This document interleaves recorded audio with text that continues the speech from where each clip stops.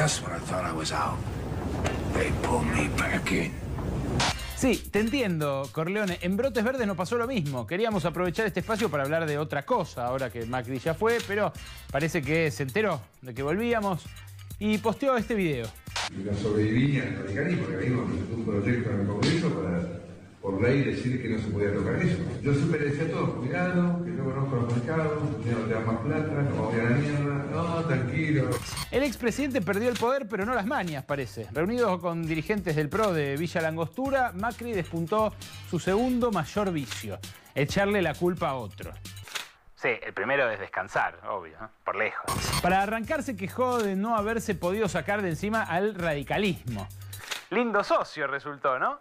Pero lo que más llamó la atención es lo que dijo sobre la deuda. Parece que él había advertido a sus funcionarios que el chorro de guita de afuera se iba a cortar, pero no le hicieron caso.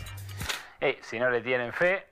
Según trascendidos, Mauricio Macri le advirtió varias cosas más a su equipo, que igual se encaprichó en gobernar solito, sin escucharlo al presidente. Yo le decía a Dietrich, por ejemplo, ojo con seguir haciendo metrobuses, que un día se van a dar cuenta de que son carriles exclusivos para bondis y se va toda la mierda. O yo le decía a Pato Bullrich, ojo con seguir bancando policías que matan por la espalda, que un día se van a dar cuenta de que es gatillo fácil y se va toda la mierda. O yo le decía a Marquitos, ojo con decir que sí se puede, que un día se van a dar cuenta de que no se puede y nos vamos a tener que ir a la mierda, vos y yo. Lógicamente, a un tipo acostumbrado a que le hagan caso, esto lo debe haber hecho pelota, ¿no? Pero la verdad que los últimos 30 días, a pesar de estar destruidos, anímicamente después de año y medio, fueron una experiencia increíble, porque fue como un momento en que ya me llevaba la energía de todos ustedes, me llevaba. Ah, bueno, así que el reperfilamiento, el super cepo y la segunda vuelta también fueron por culpa de los otros. Bueno, por suerte ahora puede descansar. Y parece que en este tiempo de relax, Macri se dedica a pasar tiempo con su familia y también a practicar un nuevo hobby, comprar por Mercado Libre. Claro, debe ser una manera de recomponer relaciones con su amigo, Marcos Galperín, uno de los primeros en pegar el salto con Garrocha cuando el capital político de Macri se quedó sin monedas. No le alcanzaba para el cambio. En fin, esto es lo que nos dejó enero de 2020, un mes en el que los temas excluyentes fueron los dolores de cabeza que provocó el dólar turista, el cordero arrojado desde un helicóptero y los rugbyers asesinos de Villa Gesell. En vez de hablar de eso, o sea, de qué hacen los chetos cuando se aburren en vacaciones, acá por suerte pudimos analizar todo el... ¡Upa! ¡Qué coincidencia! De todos modos, la temporada recién arranca, ¿eh? El mercado de pases sigue abierto. Difícil que Macri compita en el torneo local, porque el Boquita de sus amores está descartado, ¿cómo decir? Ojo, no es fácil encontrar un delantero con habilidad para gambetear quilombos y con esa capacidad para darle una mano a los negocios de los amigos. Por eso Gianni Infantino ya lo fichó, pero para las grandes ligas, para presidir la Fundación FIFA. Así que Mauricio, anda calentando, que entrás, ¿eh? Entrás de vuelta. Tierra fértil la Argentina, ¿no? Ideal para que crezcan los brotes verdes.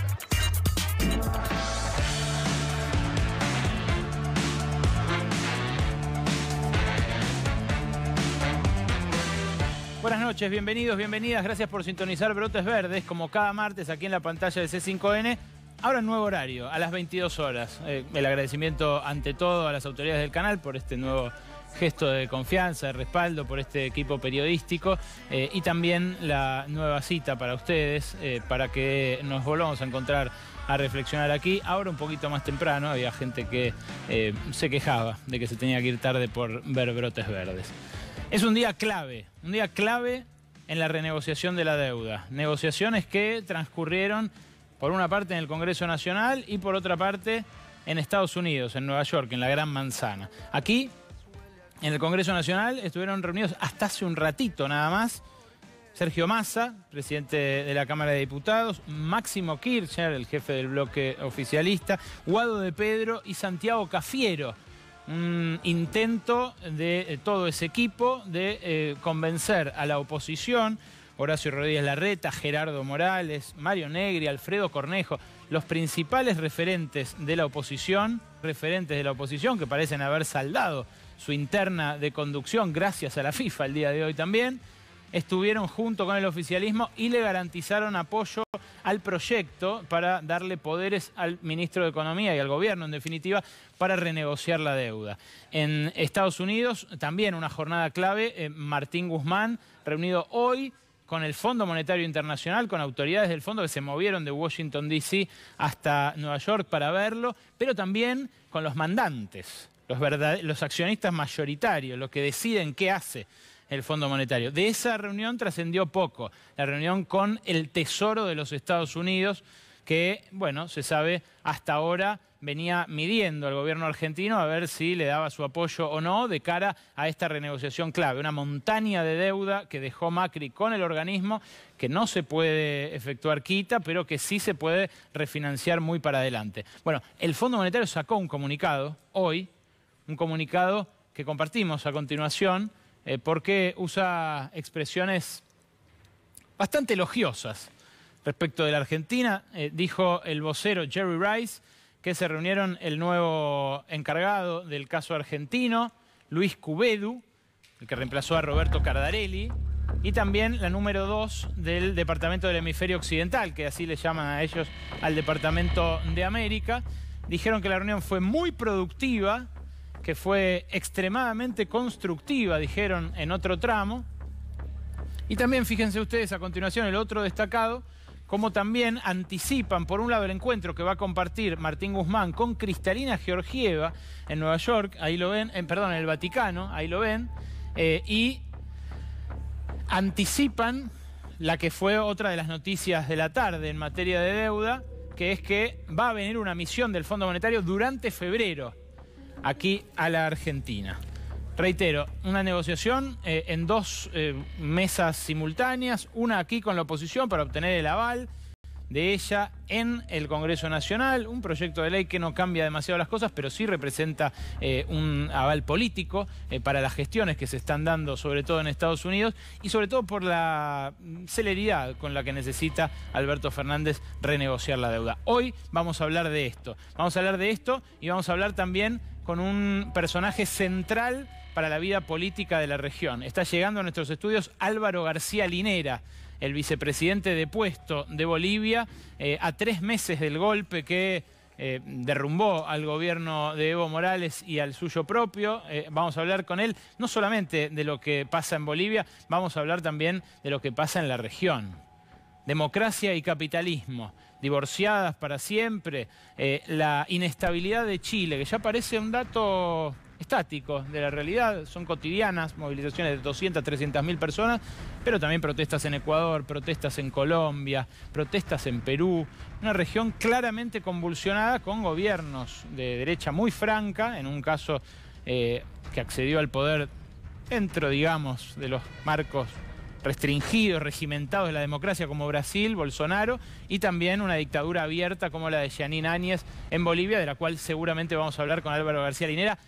Reportajón, nos moríamos de ganas de hacerlo desde hace mucho. Claro, lo entrevistamos a García Linera por Skype, ¿se acuerdan ustedes? Apenas 2 semanas antes del golpe, cuando era impensable que pasara algo así en Bolivia. Pero nuestro tema de hoy, nuestro tema central, es quién paga la deuda. Y ese es el hashtag con el cual los invitamos a acompañarnos esta noche en las redes sociales para discutir con otros y otras televidentes, para intercambiar sus puntos de vista. Repito, ¿quién paga la deuda? Es el hashtag de esta noche en redes sociales, @C5N, en Twitter y YouTube y demás vías de comunicación. Alberto Fernández se enfrenta por estos días, y cuando mañana se cumplen 50 días de su mandato, enfrenta a un fantasma. El fantasma del ajuste popular. En julio, cuando todavía no estaba jugada la elección, cuando todavía no había transcurrido esa primaria, esas PASO, con el tremendo sablazo que representó para Mauricio Macri, y cuando ya se selló de algún modo la suerte del recambio de poder y el fin de Cambiemos, Guillermo Calvo, un economista conocido por haber anticipado el efecto tequila, pero también por haber sido muy amigo de Domingo Cavallo en su momento. Guillermo Calvo dijo esto en un reportaje con un diario chileno. Cristina Kirchner va a ajustar con apoyo popular culpando a Macri. Dijo algo más, dijo, lo mejor para el establishment es que gane Cristina porque va a ajustar mejor. En ese momento se ninguneaba la figura de Alberto Fernández por parte del macrismo, también por parte de sus aliados a nivel regional y en el resto del mundo. Pero lo que decía, lo que anticipaba Calvo en ese momento, es algo que después tomó toda la derecha a nivel nacional y que se reflejó en distintos enfoques respecto de lo primero que hizo Alberto Fernández apenas asumió. La idea de que el peronismo ajusta mejor, de que lo hace con apoyo de los sindicatos. El famoso efecto Nixon. Los politólogos suelen destacar que Nixon, presidente republicano, conservador de Estados Unidos, tenía la legitimidad para hacer lo que hizo, que fue acercarse a China a principios de los años 70, y que, por ejemplo, no podía hacerlo Kennedy antes que él. ¿Por qué? Bueno, porque de Nixon nadie iba a sospechar que era un comunista, ¿no es cierto? Era un tipo francamente de derecha, francamente conservador, que esbozó las políticas que después Ronald Reagan convirtió en el neoliberalismo a nivel mundial, junto con Margaret Thatcher en Gran Bretaña. El efecto Nixon, la idea de que la izquierda tiene como un crédito, o el progresismo, o los movimientos nacionales y populares, tienen un crédito para aplicar políticas conservadoras o de derecha, porque la gente les cree que después los van a compensar, fue una idea muy, muy extendida en estas semanas de gobierno de Alberto Fernández, sobre todo a partir de la ley de solidaridad previsional, la ley que se aprobó en el Congreso y que cambió la fórmula para la actualización de las jubilaciones. Suspendió la indexación directa de las jubilaciones, entre otros cambios. Hubo editoriales que decían cuando ajusta el radicalismo o los conservadores es neoliberalismo y cuando ajusta el peronismo es solidaridad. Y esta fue en definitiva la chicana, algo superficial, pero con un punto para analizar los primeros pasos de Alberto Fernández. ¿Está ajustando Alberto Fernández? Bueno, depende desde dónde se lo mire, ¿no? A un jubilado de la mínima, por ejemplo, que cobró los 5.000 pesos en diciembre de bono, que cobró los 5.000 pesos ahora de bono y que además tuvo la actualización de diciembre y va a tener la de marzo, no lo está ajustando en el sentido clásico. A un jubilado que gana 20.000 o 25.000 pesos, sí, lo va a empezar a ajustar porque va a perder poder adquisitivo. Lo que admitió el presidente aquí cuando habló con Iván y su equipo el domingo, que dijo, tengo que admitir que se achata la pirámide previsional. No está ajustando a los banqueros, por ejemplo. El presidente, que todavía el Banco Central no le puso ningún tope a las tasas de interés tremendas que cobran los bancos, si bien bajó la tasa de referencia. Pero fíjense ustedes lo que pasa con la tasa. La tasa de referencia bajó de 70 a 50 o más, llegó a estar más, a 50% anual. Y los bancos, ¿qué hacen con esa tasa de referencia? Ahí le pagan al depositante 35 y le cobran 75, 80 o 100 a los que toman un préstamo. A los banqueros no los ajustó. Hubo un banquero nacional, el más grande de todos ellos, Jorge Brito, que celebró el fin de semana en una entrevista la llegada de Alberto Fernández. Dijo, soy un banquero peronista. Y hay petroleras, por ejemplo, que sí están siendo ajustadas porque querrían aumentar el precio de la nafta y no lo consiguieron. ¿Está ajustando Alberto Fernández? Esta noche vamos a hablar largamente de la deuda y por eso ya está en nuestros estudios Daniel Marx, exsecretario de Finanzas, uno de los que se arrimó al principio al gobierno para colaborar en la resolución de este problema que para mí, insisto, es la madre de todas las batallas. Lo que está en juego en la renegociación de la deuda, lo que está en juego en estos primeros 100 días del gobierno de Alberto Fernández, es la deriva de todo su gobierno. Según lo que negocie en estos días Martín Guzmán y lo que consiga geopolíticamente Alberto Fernández en su relación con Estados Unidos y con el resto del mundo, va a determinar lo que pase en el resto de sus 4 años. También va a determinar si la gente le cree o si no le cree. Pero claro, tenemos que partir de un diagnóstico antes de analizar quién paga la deuda. Esto fue un acto irresponsable de los dos lados. Un acto irresponsable por parte de los prestamistas y un acto irresponsable por parte de quienes tomaron los préstamos de este proceso, el más vertiginoso de endeudamiento que se haya vivido en la Argentina jamás. El que hubo con Mauricio Macri. En esa renegociación, Alberto Fernández se juega el gobierno, pero la gente se juega su bolsillo, su actualidad. Y la pregunta es si los plazos van a dar para que se llegue a hacer caer el peso del pago de la deuda en los que tienen que efectivamente pagarla. Alberto Fernández habló sobre esto muy claramente el domingo. Recorté unos segunditos para que lo escuchemos juntos. Nosotros necesitamos una definición medianamente rápida sobre el problema de la deuda. Martín está allá, ha viajado y ha organizado una agenda con diferentes encuentros donde el tema de la deuda obviamente va a estar presente. Lo que pasa es que yo siempre le digo a ustedes, los periodistas que son muy ansiosos, que nunca pierdan de vista que estamos frente a una negociación, que como tal debemos ser cuidadosos, debemos mantener ciertas reservas, porque es una negociación. Y que cualquier cosa que se diga pueda significar algo que despierte expectativas indebidas o malestares indebidos. Está claro que es urgente, necesitamos una resolución medianamente rápido, dijo el presidente. Pero ¿cuál es su objetivo?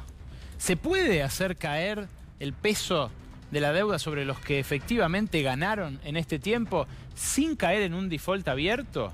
O sea, sin que le vean esos acreedores así, a esta distancia, la cara a perderlo todo, a tener que iniciar juicios, a que haya un crack en la Argentina donde ellos también pierdan. Esto decía el presidente en otro recortecito de unos segundos. La Argentina no quiere caer en default, pero lo que tampoco quiere es pagar irresponsablemente a costa de postergar a los argentinos.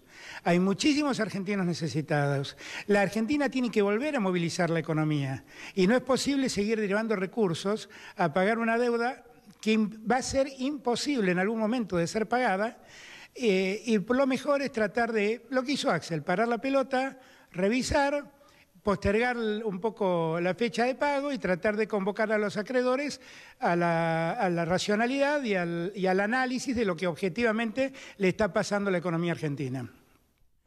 Como en una perinola, la cuestión es quién pone y quién saca. Y eso es lo que está en juego en esta renegociación de la deuda. Para dimensionar, para ver si los trabajadores como colectivo social están entre los que pueden poner, o sea, entre los que pueden, a los que se les puede pedir que pongan el hombro, como hacía el gobierno anterior. Para evaluar eso hay que hacer un diagnóstico correcto de lo que deja Macri. Y lo que deja Macri en términos salariales es una catástrofe. Es esto. Este gráfico parte de datos oficiales. Está hecho por el Observatorio de Derecho Social de la CTA, pero está hecho sobre datos del INDEC, índice salarial. Fíjense ustedes, partiendo de 100 en el minuto 0, donde asume Mauricio Macri, fíjense este desplome inicial de más de 15 puntos. Luego, una recuperación que, bueno, no llega a recuperar lo que tenía inicialmente Macri, pero que sí lo hace llegar a octubre de 2017 en un punto más o menos aceptable, como para ganar las elecciones legislativas de medio término. Y el desplome posterior. El color azul es del sector público, el color amarillo es del sector privado. Ahí ven ustedes la pérdida. La pérdida es de más de 20 puntos en el sector público y algo así como 16 puntos en el sector privado formal.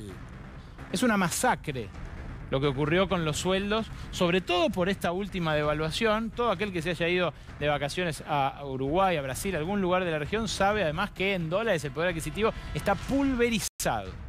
Entonces ya tenemos uno que no. Sobre los trabajadores no puede recaer más ajuste. Ahora, cuando el presidente le pide moderación a los gremios ¿No está haciendo en parte recaer el ajuste sobre ellos cuando establece como mecanismo que más le gusta al Estado para recomponer los salarios la suma fija más que los porcentajes? ¿No está achatando también la pirámide y haciéndoles perder a los que por ahí ganan más sueldos? ¿Son ellos los privilegiados los que tienen que poner el hombro? Buscate vos en este gráfico, hacé ese ejercicio. Tenemos ahora, gremio por gremio, la situación al cabo del macrismo. ¿Cómo quedó cada sueldo al cabo del macrismo? Esto también fue hecho por el Observatorio de Derecho Social de la CTA y es súper elocuente, súper elocuente. Los sectores que producen bienes y sectores de servicios también, como prensa, televisión, comercio, han perdido más del 20% de su poder adquisitivo en solo 4 años. Seguí con la siguiente, Santi, y vas a ver, si no te encontraste, te vas a encontrar en la segunda o en la tercera placa. Las pérdidas de poder adquisitivo son catastróficas. Si comercio había perdido casi 21 puntos, que es la paritaria más grande, la mayor cantidad de empleados está bajo empleado de comercio, alimentación perdió también una quinta parte, docentes casi el 20%, maestranza, camioneros, con el poder de fuego que tiene camioneros. Acaba de saltarse el límite de los 4.000 pesos, igual que bancarios, con un bono de más de 10.000, pero fíjense lo que perdió en 4 años. Fíjense lo que perdió sanidad, las enfermeras. Seguí con la próxima, porque en alguna te tenés que encontrar. Todos pierden, ¿eh? Salvo aceiteros y bancarios que han tenido realmente mucha combatividad en sus negociaciones salariales. Todos los demás pierden, mecánicos un poco menos, perdieron empleos, cantidad, pero no tanto en salario. La construcción, los que están en blanco en la construcción, obviamente, y las casas particulares también figuran allí. ¿Qué pasó con los jubilados? También lo tenemos en la evolución, porque la jubilación mínima con Macri, el hachazo que le pegó después de la reforma del 17 también es descomunal. Fíjense, con Cristina, antes de 2015, venían recuperándose levemente las jubilaciones de este 100 que usamos como punto de partida en diciembre de 2015. Se había llegado a un poco más, ¿no? A casi 110 ahí a principios. Claro, después con la devaluación inicial de Macri baja, se recupera y a partir de la reforma de 2017 la debacle es total. También más de 20 puntos pierden las jubilaciones. Ahí me daba vuelta para ver si la escala quedó correcta. Sí, más de 20 puntos pierden las jubilaciones. Claramente los jubilados no son los que pueden poner el hombro de vuelta, figurar entre los que pagan. En esta pregunta que nos hacemos hoy y donde les pedimos que ustedes participen, ¿quién paga la deuda? Es lo que se está definiendo en estas horas. Y por eso me tomo el trabajo de poner en perspectiva esto antes de hablar de lo que ustedes están escuchando hablar en todos lados. Quitas, plazos, renegociaciones, Fondo Monetario, Greylock, Aurelius, BlackRock y los fondos acreedores que se les puedan ocurrir. De esto ahora vamos a hablar con Daniel Marx, que está el exsecretario de Finanzas aquí en nuestros estudios para conversar sobre esto. Ahora, fíjate vos, los jubilados, ¿cómo se reparten? Porque dijimos que a estos, a los de la mínima, no les están haciendo pagar el costo del ajuste. A los que ganan hasta una mínima, del total de 8 millones y pico que hay, contando pensiones no contributivas, contando fíjense la cantidad de gente, contando todo, contando los que cobran la PUAM, la pensión universal de adulto mayor, la jubilación mínima, las jubilaciones de más, los pensionados, las pensionadas. Casi el 60% cobra hasta una mínima. A ellos, como decimos, los preservaron con los 5.000 pesos. Ahora, estos, los 2,5 millones que cobran entre una y 2 mínimas, ¿no podrían haber sido preservados en su totalidad también? Sí, pero habría que haber sacado esa plata de un aumento adicional de retenciones o de bienes personales, por ejemplo. O más, impuesto al dólar, que tanto malestar generó, no tanto como el de las jubilaciones, que a la semana, 2 semanas ya empezó a disiparse. Estos que están acá, los que cobran 2 mínimas o más, que son 1.126.000, ¿son todos ricos? ¿Son todos jueces retirados que cobran 200, 300.000 pesos por mes? No. De esos hay, por supuesto, un par de cientos de miles. Pero los que ganan 28, que cobran 2 mínimas, ¿están entre los privilegiados? ¿Están entre los que tienen que afrontar el costo y pagar parte de la deuda? Eso es algo que dejo a criterio de ustedes. Pero la gran pregunta es si no son los acreedores los que tienen que pagar la mayor parte del peso, afrontar la mayor parte del esfuerzo, si tenemos en cuenta que le prestaron irresponsablemente al 8% a un país que no iba a poder pagar esa deuda, mientras toda la región se endeudaba al 4% o menos. Repito, está Álvaro García Linera, que no me deja mentir, en instantes nos va a contar cómo era la relación de su gobierno con el mundo financiero hasta el golpe que contra él dio Jeanine Áñez y el resto de la derecha boliviana. Los acreedores le prestaban al 7 o al 8 a Macri, mientras la región pagaba el 4 y mientras el mundo desarrollado pagaba 0. Entonces es claro, y me parece es claro ahora también para el Fondo Monetario, que el grueso de ese sacrificio lo tienen que hacer los acreedores. Correr con ese costo a los grandes fondos de inversión que tienen en activos varias veces el PBI argentino, 20 veces el PBI argentino, bueno, eso es lo que está por verse. Ahora, fíjense esto que les voy a mostrar ahora. ¿Cómo funciona una economía endeudada? ¿Cómo genera sujeción un proceso como el del endeudamiento de un país a lo largo de 4 años? ¿Cuánto representaban los intereses de la deuda pública cuando asumió Mauricio Macri? ¿Y cuánto representan hoy?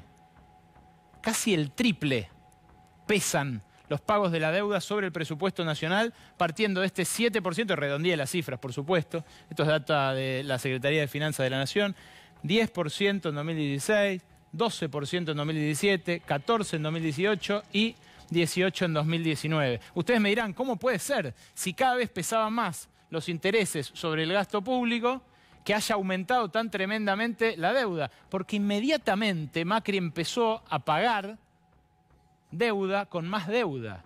Y esos intereses empezaron a girar como en una bola de nieve hasta que nos trajeron a esta situación. Casi 2 de cada 10 pesos que gasta el Estado Nacional, que gastó el Estado Nacional el año pasado, fueron a parar a lo más estéril en lo que puede gastar un Estado. Comprar futuro para gasto corriente, para gasto actual. Y comprarlo muy caro, en este caso. ¿Cómo se puede hacer una quita de la deuda? Es lo que vamos a hablar ahora con Daniel Marx, pero básicamente funciona con este triángulo. Y en esto prefiero la simpleza de vuelta para que se entienda lo que queremos decir y lo que está en juego. ¿Por qué es tan importante lo que está en juego? A veces hay que bajar en aras de divulgar y explicar algo que muchos dan por sentado. Porque claro, la economía, si te la cuentan sin explicártela, por ahí te venden un buzón. Para hacer una quita del valor presente de una deuda, o sea, de lo que pesa una deuda para un país y de lo que representa en ganancia para el acreedor, se pueden hacer cualquiera de estas 3 cosas. O recortar intereses, o sea, cortar cupones originales que eran del 6, 7 o 8% anual en dólares y hacer que esos intereses sean menores, por ejemplo, 4% anual, si uno tiene la expectativa de que le van a volver a prestar en algún momento. Hacer una quita de capital, ahora vamos a hablar de cuánto, con Marx, o establecer un periodo de gracia, que es lo que en principio dijo Martín Guzmán que quería, un reperfilamiento, o sea, aplazar mucho el pago del capital de estos intereses hasta cuando la Argentina vuelva a crecer. ¿Cuánto de cada uno de estos ingredientes va a tener la fórmula que finalmente termine sacando adelante el gobierno? Es lo que se está definiendo en estos días, pero en este triángulo, según cómo quede, si queda Scaleno, si queda Isósceles, si queda Equilátero, como sea, se define tu bolsillo también. Se define lo que vos vas a poner para el pago de esta deuda. Acordate, está Álvaro García Linera en nuestros estudios. Está para hablar sobre Bolivia y sobre la región, no solamente el vicepresidente depuesto de Bolivia, sino uno de los intelectuales más lúcidos de América Latina de las últimas décadas. Daniel Marx, exsecretario de Finanzas, gracias por venir esta noche. Gracias, gracias por la paciencia también, por esperar. No, por favor. Daniel, ¿alguno de los lados de ese triángulo ya empezó a discutirse, a resolverse? No, yo creo que se va a discutir el triángulo en su conjunto, no algún lado por separado del resto. Mi impresión es que, bueno, sí hubo expresiones en un momento diciendo que se prefería estirar los plazos, mucho más que trabajar sobre los otros lados. Después también aparecieron algunas indicaciones que el monto de intereses que se pagaba anualmente era muy alto, entonces que por lo menos había que lograr un periodo de gracia o una disminución importante durante los años venideros. Y se habló bastante menos de quita de capital, pero yo creo que en la práctica al final va a haber una combinación de las tres cosas. ¿De cuánto debería ser la quita de capital para que sea sostenible el pago?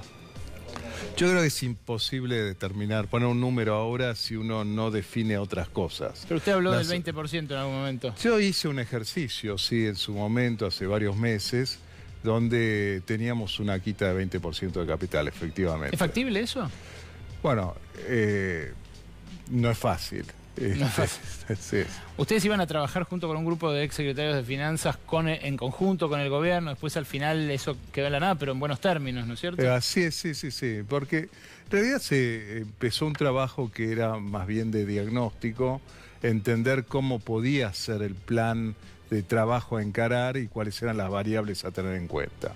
Eso se hizo y después venía, yo creo, cuestiones privativas del Poder Ejecutivo, que son tomar determinadas decisiones, yendo al triángulo, qué mezcla le iba a dar, cómo esto se inserta dentro de un programa económico, que también es prioridad y es un poco donde tendría que empezar y está empezando el Poder Ejecutivo, y después llevarlo adelante, pero son cosas que hacen a la gestión, ¿Usted coincide mucho conmigo más que la consultoría. En que hay que partir del diagnóstico de que esto no había ocurrido nunca de manera tan dramática, ¿no? Un proceso de endeudamiento tan vertiginoso, tan brutal y llevando tan rápido a la insostenibilidad. Sí, bueno, tendría que revisar la historia, pero ciertamente en los últimos años hubo un proceso importante de endeudamiento en el exterior. Yo creo que eso es otra distinción, porque uno podría haber llevado algo más de endeudamiento, pienso yo, dentro de la economía argentina, que eso reduciría la vulnerabilidad. ¿Y qué pasó? ¿No midieron los riesgos? Yo creo que sí, hubo un tema de coordinación, incluso de diagnóstico y coordinación dentro del diseño de la política económica de ese momento. Pero a usted le tocó estar en esa silla. Uno cuando decide tomar deuda en nombre de todos los argentinos, sí, no mide, no dice, che, lo voy a poder pagar, no, hago otra cosa. Sí, pero son distintas partes dentro del gobierno que había que coordinar, digamos. ¿Por qué? Porque, digamos, por ejemplo, el gobierno nacional por ahí tiene un déficit en sus cuentas fiscales. Entonces dice, bueno, ¿cómo lo cubrimos? Está bien, tomamos deuda para poder atender los gastos. Después viene otra decisión, bueno, si hay que tomar deuda, ¿en qué términos? ¿Y dónde? ¿Y cuáles son las consecuencias? Pero yo por eso decía, las cosas se encadenan bastante entre sí. ¿Las consecuencias cuáles son hoy? Bueno, las consecuencias son que se cortó el flujo, tuvimos en consecuencia una devaluación de la moneda importante.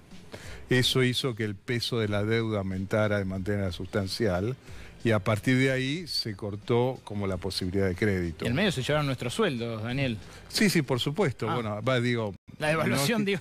No, desde ya, la devaluación genera inflación, la inflación genera pérdida de poder adquisitivo, la salida de fondos genera también menores recursos para hacer funcionar la economía argentina, y eso es una mezcla entre inflación y recesión, que es donde estamos desde hace un tiempo. ¿Puede llegar el gobierno tensar la cuerda hasta el punto en el cual los acreedores digan, bueno, aflojamos, aceptamos esta quita, o en ese juego, como dicen los gringos, ¿no? Un juego de gallinas, de ver quién dobla primero, de chocarse uno al otro, tenemos toda la de perder? Sí, siempre está esa tentación. Yo creo que un poco el planteo es una mezcla. Por un lado decirle, mire, todos podríamos estar mejor si resolvemos este problema. ¿Por qué? Porque si no lo resolvemos, las consecuencias serían mucho más negativas. Ellos también perderían. Para todos, exactamente. ¿Y se puede convencer a alguien de que pierde plata si se pone en duro? Bueno, es una tarea ardua, pero es lo que hay que hacer. No queda mucha alternativa. Así es. ¿El Fondo Monetario puede llegar a flexibilizar su posición en virtud de lo que dijo hoy? ¿Usted cree puede ayudar a la Argentina? Yo creo que el Fondo Monetario, bueno, siempre hay una parte que es declamativa y otra parte que es la discusión concreta de un programa. En la discusión concreta de un programa, aparentemente el Fondo Monetario está menos exigente respecto a lo que puede ser una trayectoria fiscal, por ejemplo. Pero no es lo único. En el programa... O sea, el fondo no va a pedir tanto ajuste, dice usted. Exactamente. ¿Por qué? No, porque... ¿Ya lo hizo Macri? Sí, bueno, en parte, pero además la ley de emergencia económica está proveyendo un recálculo, si uno se quiere, de los recursos fiscales. O sea, es eso, el ajuste que quería el fondo es el que hizo Macri por un lado y el que hizo Alberto con el proyecto de ley inicial. En alguna medida sí. ¿Y no es más política en realidad la relación con el fondo? Que si Estados Unidos quiere nos apoya y si no. Yo creo que son las dos cosas. Se necesitan los dos ingredientes. Hay una parte que llamemos técnica, discusión de programa, que no es solo lo fiscal, sino también tiene que ver con aspectos monetarios, tiene que ver con cómo dinamizar la economía también. Pero hasta ahora el fondo siempre que aconsejó cómo dinamizar la economía lo hizo mal. Sí, mal. sí, bueno, no digo que lo haga bien, ¿eh? Ah. No, pero digo son los aspectos que se contemplan. Hay países que de alguna manera lograron salir, con algunos fue traumático, con varios también tardaron muchos años en encontrar la ruta y otros menos. Pero decía, ese es un aspecto, que llamémoslo del programa económico, el plano técnico. ¿Se podía hacer y después pesar? hay otro plano que es político. Que es la relación geopolítica. Que con la que después, porque todo eso después lleva a votarse en el directorio del fondo. Dos últimas, Daniel, porque Sí. ya lo tengo a García Linera y no quiero perder la oportunidad de charlar en profundidad con él. Una, el peso del sacrificio para pagar la deuda, ¿se podía hacer caer un poco más sobre sectores ganadores del modelo macrista? Me refiero a bancos, energéticas, concesionarios de servicio público. Sí, es decir, cuando uno habla de un programa económico, habla del reparto de las cargas, está dentro de cómo se consiguen los recursos, quién aporta para eso, y a partir de ahí, por ejemplo, diseño de impuestos. Después hay una cuestión también que uno trataría de evitar, que es, digamos, el llamado impuesto inflacionario, que le pega a todos mal, y especialmente los que más sufren son los que tienen ingresos de salarios en pesos claro. y jubilaciones. Por eso ese es algo que uno tendría que disminuir. Y después está también por el lado de cuánto contribuyen los acreedores, llamémoslo, cuánto aportan también, que es el reparto de las cargas, que es parte de la discusión siempre. Y la última, ¿es tan perentorio el plazo para esta negociación? O sea, si no ocurre antes de abril, ¿realmente estamos en problemas? Yo creo que el tiempo es un factor importante, pero uno quisiera hacerlo rápido y bien. Hacerlo rápido y mal, todos sabemos, puede ser algo llamativo, deseable en el cortísimo plazo, pero después nos puede llevar a problemas mayores. Daniel Marx, exsecretario de Finanzas, gracias por este ratito en Brotes Verdes. Muchas gracias. Ahora sí, Álvaro García Linera en Brotes Verdes.